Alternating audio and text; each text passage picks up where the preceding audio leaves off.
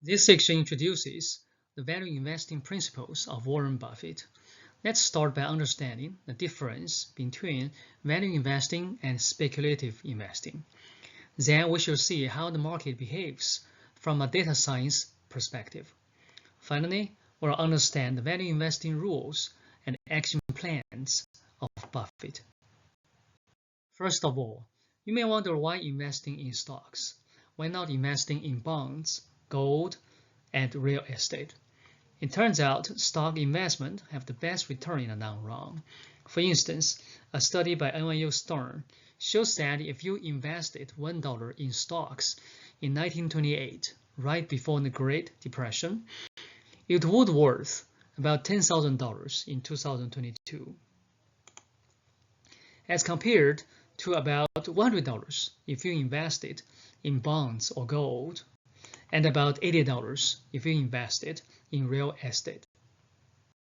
Second, why do your own investment analysis? Why not just follow experts' advices? The question is answered by Warren Buffett, who said you can't buy what's popular and do well, and also by Peter Lynch, who said dumb money is only dumb if it listens to smart money. The fact is, experts' advices are public information, known to you and also to other investors. Your private insight is the only way to beat the market, because any public information is already priced in. There are two ways to do investment analysis: speculative investing by technical analysis on the price data, and value investing by the fundamental analysis on the company's financials. Speculative investing tries to profit from price fluctuations by analyzing short-term demand and supply imbalance, that is, chasing the market. Value investing ignores short-term price fluctuations, but focuses on company's long-term intrinsic value by analyzing its financial performance. The basic assumption is that a stock is not a lottery ticket. It is part ownership of a business, and thus its value depends on the business performance. Speculative investing is for professional traders who can execute high-frequency trading. Value investing works for investors who prefer less frequent trading and long-term investment. To see the challenge of speculative investing, we visualize the daily S&P 500 index or price data from 2014 to 2024. To build data science models for stock price prediction, we ask the question, what are we really interested in? The price itself or the price change? For example, does a high price today imply a high price tomorrow? Or does a price upswing today imply an upswing tomorrow? In fact, both questions are interesting. So we shall build two data science models, one for each. In the first model, which is the price model, we study how tomorrow's price depends on today's price. In the second model, the price change model, we study how tomorrow's price change depends on today's price change. The price model for the daily S&P 500 index is estimated as follows. Price tomorrow is almost identical to price today, except for a small constant and some random noise. The model implies that tomorrow's price strongly depends on today's price, and the model is highly significant because, first, the model's R-squared is 99.8%, meaning the model explained 99.8% of the variations in the price data. And second, the coefficient is almost 1, and it has a p-value of 0, meaning the coefficient is also highly significant. Visually, we plot tomorrow's price, y-axis, against today's price, which is x-axis. We can see an almost perfect correlation between them because all data points fall on the 45-degree line, except for small random noises.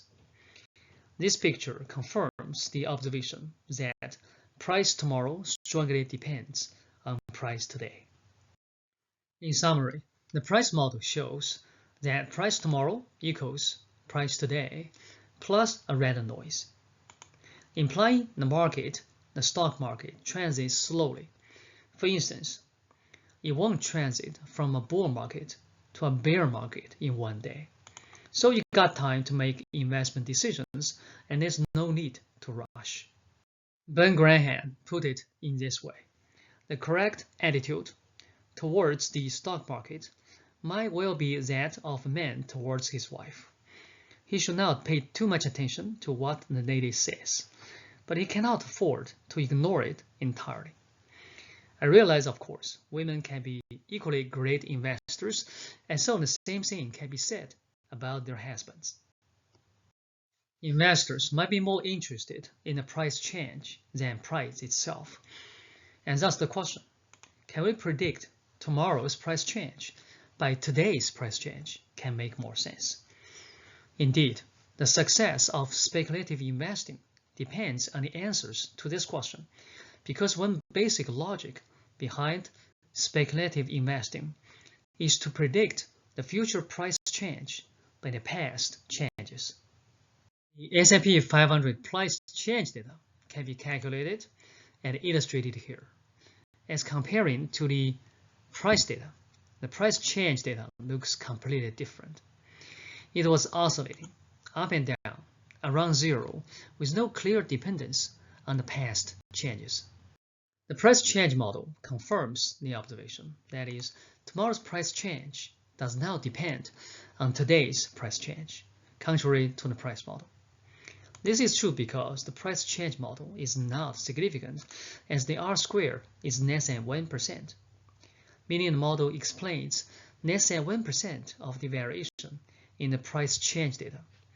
And there's no dependence of tomorrow's price change on today's price change because the coefficient is close to zero. Visually, we plot tomorrow's price change, y-axis, against today's price change, x-axis, and we can see that the changes are almost completely independent. No matter what today's change is, tomorrow's change spread equally on the two sides of the zero line. So it is hard to predict tomorrow's price change by today's change. As Ben Graham put it in this way, he said, the market is a pendulum that forever swings between unsustainable optimism, which makes stocks too expensive, and unjustified pessimism, which makes them too cheap. Summarizing the data models, we find that the S&P 500 daily price follows a random walk. Price tomorrow equals price today plus a random noise. For investors, it means that we can predict tomorrow's price by today's price. But we cannot predict tomorrow's price change by today's price change. Thus, speculative investing or chasing the market can be hard to profit, at least for daily S&P 500 index. Value investing does not chase the stock market, but focuses on the intrinsic value of stocks. The basic rules of Warren Buffett value investing is simple. First, focus your investment on a few great opportunities that you understand well. So you don't need a whole lot of stocks, especially those that you are not familiar with.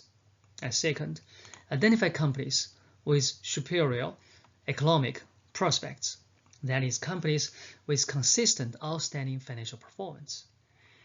And third, buy them at a sensible or reasonable price. These rules led to the following action plan. First, maintain and update a list of great opportunities at all time. And second, estimate and update their intrinsic value or fair price. And third, wait for the right price or time to buy or sell. The rest of this course will put these rules and plans into action using data science and analytics.